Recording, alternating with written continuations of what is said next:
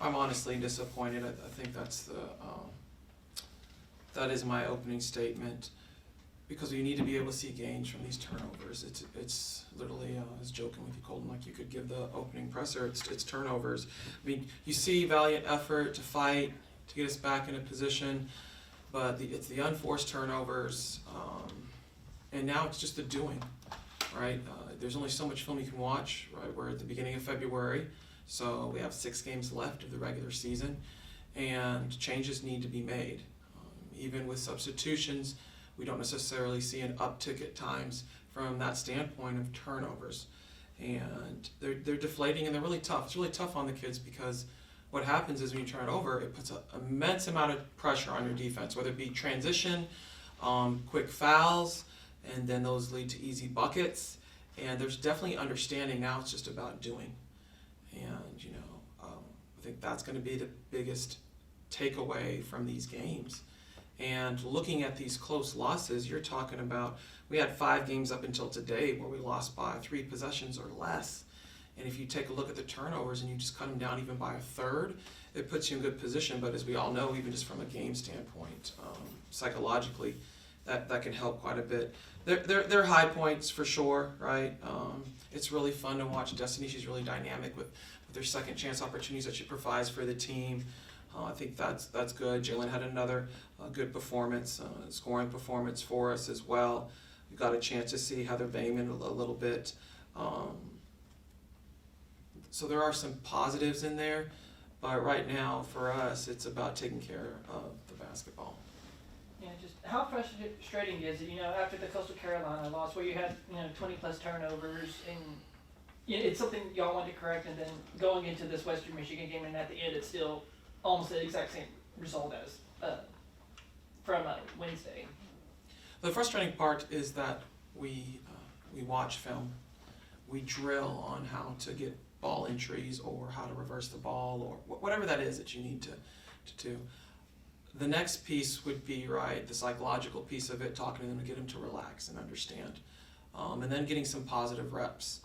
We're really blessed here at Texas State. We have a scout team that puts a lot of pressure on us to create scenarios that are very game-like for us. And so, I feel like we are doing what needs to be done as far as teaching in all different modalities of learning styles. And so now I'm at a point where I feel like it's the doing, because we've done a lot of kinesthetic learners, right? Our visual learners, the auditory learners, and a combination of them, showing what it is that needs to be done. And they understand it. It's just trying to connect the dots right now. We're misfiring right now with being able to either to work past the turnover and move on to the next play, or don't put yourself in a hole. So I'm not getting any sleep, I'll be honest with you, over the turnovers. It's been tough from that standpoint. Y'all got down to, I think it was like a 16-point deficit in the third quarter, and then in the fourth quarter, y'all were able to kind of get it back to like a more manageable, like 4-point game. Just even though this kind of did end it in a loss, how proud of you for this team being able to rebound from that deficit and being able to give yourselves a shot at it? In the preseason before our injuries, that was something that this team definitely had. Really good at being able to bounce back in a fight. Truly, we see it on the road. That's another thing. I don't know if it's just like some kind of curse where we are struggling at home, but on the road you see a valiant effort and fight, and we're finding ourselves right in the winning calling on the road versus at home. But that's another piece, right, that we want to take and be able to push ahead and be consistent with. So we're not in this hole. And I think one thing you've noticed I do, I've always been a timeout hoarder, and now I'm calling a lot of early timeouts to get things corrected for us. So y'all got it to a 4-point game, but then the offense, just wasn't able to kind of get those needed baskets. So just how does the offense, especially being at home, just try to get those critical baskets when y'all, so that way, y'all are in a better position than y'all were going into like the final minute. So some of what you're seeing is a tightening up, Colton. So our spacing is bad, and then we're not screening, and we're really tight, right? It looks tight. It looks like the defense is jammed up because we're not playing loose, and that pressure came from having that deficit and the turnovers, and so now you put from a mental standpoint, a lot of stress on yourself. So we're not getting the spots, and that piece. On the road, we're able to correct. At home, we haven't been able to correct it in game. And that's something that definitely has to get better. Just trusting that, hey, get to your spots. Let's do a great job of execution, whether it be screening or passing, and then things will fall into play. But we get really tight and we're trying to score so quickly. So if somebody goes off script, then not everybody can necessarily play off of that, and now you see a scramble. So one of the things that we have been working on right now is making sure that we play with poise and bringing that part of our offense on the road when we're under stress here at home. And speaking of, that just Jekyll and Hyde performance of being at home on the road, how does, as y'all continue, as we push deeper into conference play, how do y'all try to get that mentality back, what y'all have on the road, and try to push it towards being at home and having that same mentality? That's a great question, and that's something that the coaching staff and myself are working on. I don't have an answer for you now, coming off another home loss, another close home loss. That's something, but now you're almost happy to travel, that we have to go on the road now to Lafayette and back to Arkansas State. Lafayette's a new opponent for us. We haven't played them yet this year. It's always a great game between the two of us. And then have an opportunity to go to Arkansas State, who's at the very top of the conference right now. I mean, we played Coastal really close, who's at the top of the conference, within a couple possessions, and we have a chance to go play at Lafayette, who's fighting for position like us, and then at Arkansas State. So I do look forward to that piece of it, because we do bring a different mentality on the road.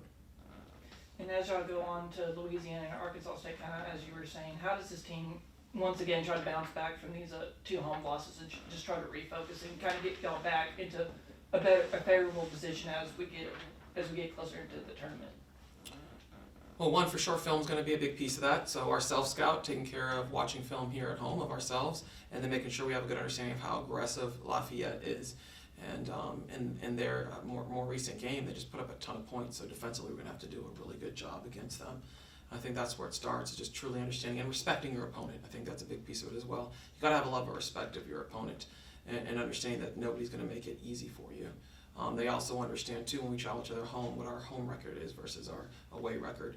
And so having a respect that they're going to be able to, understand that and step up means that we have to be able to go in with a level of focus. Hey, Coach, you guys went 4 for 19 from beyond the arc today. Do you think that it would be more in the future, like trying to push towards the basket and try to work towards points in the paint? Mm-hmm.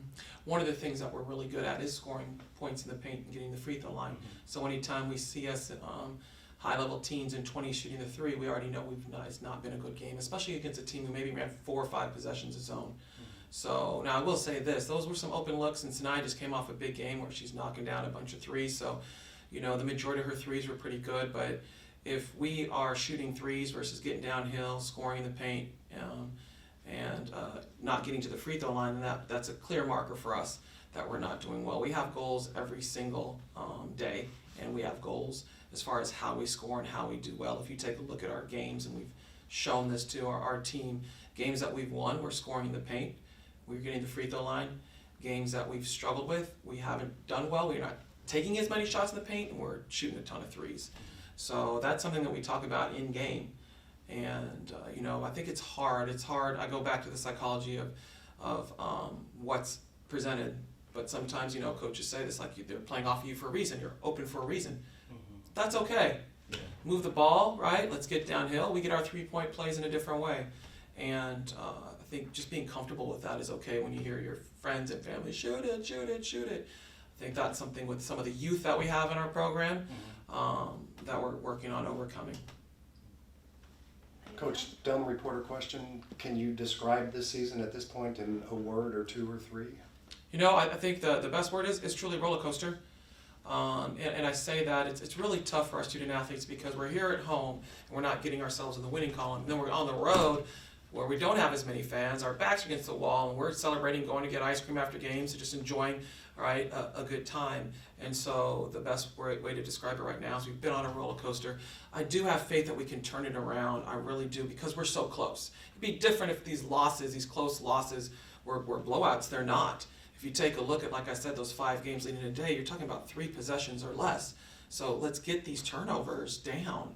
Let's put ourselves mentally in a better position. That's why I do feel good about, right, moving into these next 6 games before we hit conference play. It's really important that we put ourselves in a good position when we hit the conference tournament, that we put ourselves in a position to get a good seed.